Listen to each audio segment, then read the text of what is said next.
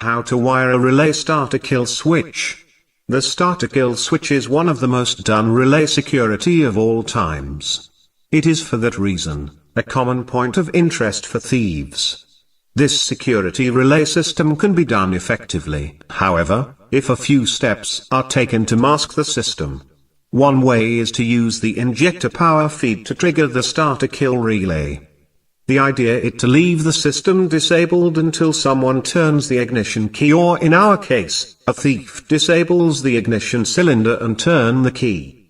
At this point in time, when the key is turned, the normal sequence of events is that the injectors receive power feed as soon as the key is turned. The power feed then actuates the relay, which is already grounded by a normally on button. In this configuration, the starter will not engage and the engine stays off.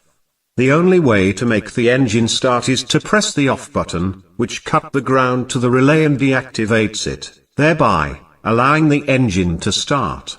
The beauty of this circuit is that if the circuit or relay fails, the system is operational and the engine will still start.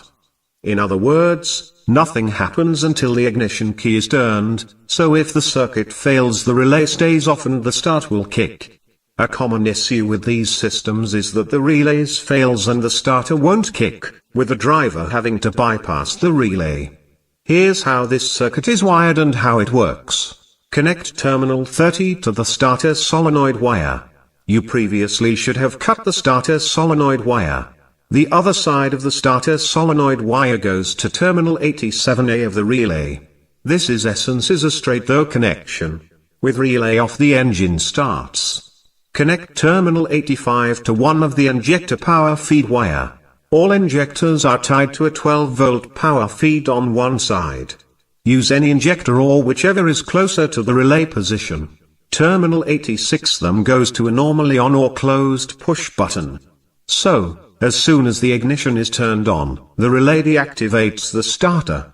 The only way to disable the relay and make the engine start is by pressing the button to activate the system. Again, the nicer fact about this circuit is that it is normally on, so any issues with the button or the circuit itself will not disable the starter and the engine will still start.